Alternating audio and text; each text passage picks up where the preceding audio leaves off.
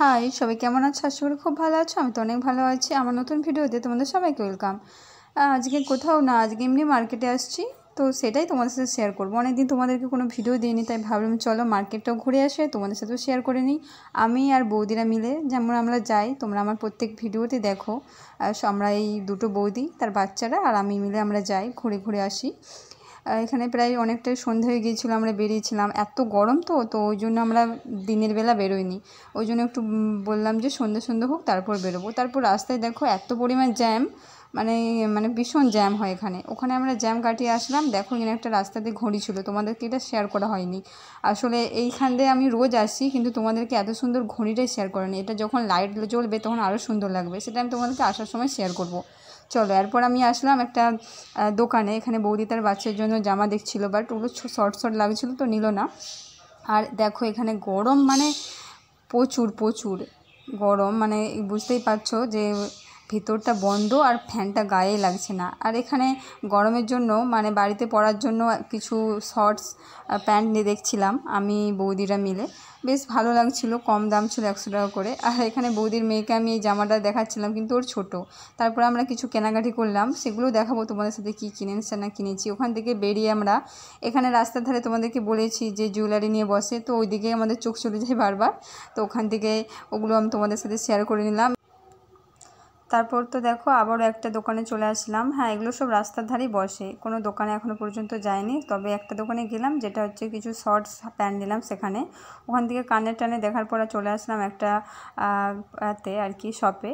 ওখানে বৌদি তার কিছু জিনিসপত্র নেবে, প্রোডাক্ট নেবে কি আর কি, মেয়েদেরই বলতে পারো এটা। এখানে মানে এখানে তুমি সব রকমের প্রোডাক্ট পাবে, মানে সব জুয়েলারি থেকে সব রকম। বৌদি একটা ফেস প্যাক নিচ্ছিল, এই যে দেখো আরবানের, খুব ভালো বলছিল। হ্যাঁ, ওরা তো সেল হওয়ার জন্য বলবেই। তারপর তো কিছু কেনাকাটা করলো। তারপর ওখান থেকেই বেরিয়ে এই জুসের দোকানটা ছিল, তো বৌদির মেয়ে বলছিল একটা খাবে বলে লেবুর জুসটা, তো লেবুর জুসটা খেলো, আমার অতটা ভালো লাগেনি, তো ওই খেলো। তারপর চলো এবার বাড়ি ফেরার পালা, অনেকটা রাত্রি হয়ে গিয়েছিলো। এখানে লাইটও জ্বেলে দিয়েছিলো, তোমাদেরকে বললাম না যে আসার সময় শেয়ার করব। দেখো আর লাইট জ্বললে কতটা সুন্দর লাগে ঘড়িটাকে, জাস্ট একবার ভাবো, তোমরা দেখলেই বুঝতে পারবে। নিচেটা ফোয়ারা টাইপের করেছে, লাইট দিয়েছে, ডেকোরেশনটা কিন্তু খুব সুন্দর করেছে। আমি এটা ফার্স্ট দিন এসেই দেখেছিলাম যে দারুণ, আমার খুব ভালো লেগেছে। তোমাদের কেমন লেগেছে অবশ্যই অবশ্যই তোমরা জানাবে তোমাদের এই মানে ডেকোরেশনটা বা ঘড়িটা কেমন লাগলো, কমেন্ট অবশ্যই জানিও। আমি তোমাদেরকে দেখাচ্ছিলাম নিচের এই ফোয়ারাটা। আমি তো অনেক দিন আগে এটা দেখেছিলাম, বাট তোমাদেরকে সত্যি আমার খেয়াল ছিল না, এত সুন্দর জিনিসটা শেয়ার করা হয়নি। আমি সেদিনই ভাবলাম, বলি এটা তো শেয়ার করা যেতেই পারে, তাই না? জানো এখানে হচ্ছে নিউ ইয়ারের দিন 12টার সময় সেলিব্রেশন হয়, খুব মজা হয়। এখানে অনেক লোকজন আসে 12টার সময়, ঠিক আছে। তারপর আমরা চলে আসলাম ওখান থেকে বাড়ি, বৌদিদের বাড়ি আসলাম। আমি যে এই শর্টস এইগুলো কিনেছিলাম, তো ওগুলোই তোমাদের সাথে পরে দেখছিলাম যে কেমন কি লাগে। খুবই শর্টস হয়ে গিয়ে, খুবই মানে ছোট হয়ে গিয়েছিলো। চলো কিছু করার নেই, বাড়িতে তো পরবো, কোনো প্রবলেম নেই। তারপর আমরা সবাই মিলে বসে পড়লাম ফুচকা খাওয়ার জন্য। মানে না, বাইরে থেকে ফুচকা নয়, বাড়িতে বানিয়েছিলাম, ঠিক আছে। কার কার জিভে জল আসছে অবশ্যই কমেন্ট করতে একদম ভুলবে না। মানে আমি মাখাতেই ভাবছিলাম যে কখন খাবো। মানে ফুচকা তো মেয়েদের ফেভারিট, তাই না? সবার ফেভারিট, সবার, কার ফেভারিট নয় এটা শুধু বলার। আর এখানে তো আমরা তৈরি করছিলাম, এখনও পর্যন্ত কমপ্লিট হয়নি। এদিকে টক জলটা করেছিলাম, বৌদি ওটাকে টেস্ট করছিল যে কেমন কি হয়েছে না হয়েছে। আর এদিকে আমি আলুটা মাখছিলাম, আর পেঁয়াজ, শসা, ধনেপাতা সব কিছুই কেটে মানে বৌদি রেখেছিলো, যেহেতু বৌদিদের বাড়িতে আসছিলাম। তো বৌদি সব কিছু কেটে রেখেছিলো। আমি এসে মানে এগুলো ফুচকাগুলো বাড়িতে বানাইনি, ফুচকাগুলো হচ্ছে দোকান থেকে কিনে এনেছিলাম, এসে ভেজেছি। আর বাদবাকি টক জল, আলু, এগুলো সব বাড়িতে বানাচ্ছি। তোমাদের সাথে তো সবই শেয়ার করছি। হ্যাঁ, তারপর একটু ভিডিওতে একটু 32 বাটি দাঁতটা দেখিয়ে নিলাম, ডোন্ট মাইন্ড প্লিজ। আসলে ভিডিও করছি বলে খেয়াল ছিল না।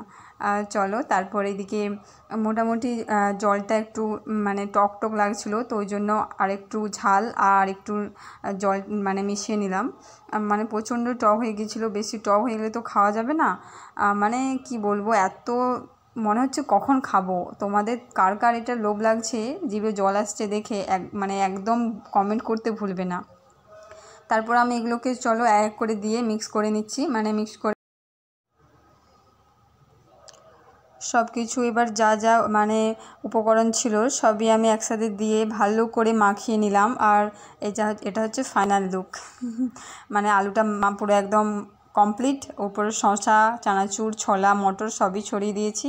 আর এদিকে ফুচকা আর টক জল পুরো রেডি। মানে এটা দেখে জাস্ট মানে জিভে জল আসার মতো। মানে ভিডিও করতে করতেই মানে সবাই খাওয়া স্টার্ট করে দিয়েছে, জাস্ট ভিডিও করছিলাম বলে বাকি ছিল। চলো একটা খেয়ে নিলাম, মানে একদম দারুণ দারুণ। আমার এক্সপ্রেশান দেখে তোমরা বুঝতে পারছো যে কতটা টেস্টি হয়েছে। বাড়ির ফুচকা মানে টেস্টি, বাইরের ফুচকা তো টেস্টি হয়। মানে ওখানে তো ফুচকা খাওয়া দাওয়া হলো, আরও অনেক কিছু খেলাম, কিন্তু সেগুলো ভিডিও করতে পারিনি। তারপর তো প্রায় 9টা বেজে গিয়েছিলো, বাড়ি যেহেতু রান্না করতে হবে তাই না, অনেকটাই রাত হয়ে গিয়েছিলো। তারপর আমি আর বৌদি বেরিয়ে পড়লাম। যেহেতু সামনে, তোমরা তো জানো আমরা তো অনেকবার এখানে আসছি, সবই তোমাদের সাথে শেয়ার করছি। তারপর বাড়ি চলে আসছি, পুটুমাকে নিয়ে সিঁড়িতে উঠছিলাম। আমরা তো 3rd ফ্লোরে থাকি, তোমরা জানো। এত পরিমাণ পা ব্যথা করছে কি বলবো। চলো আজকের মতো টাটা, দেখাচ্ছে পরের ব্লগে।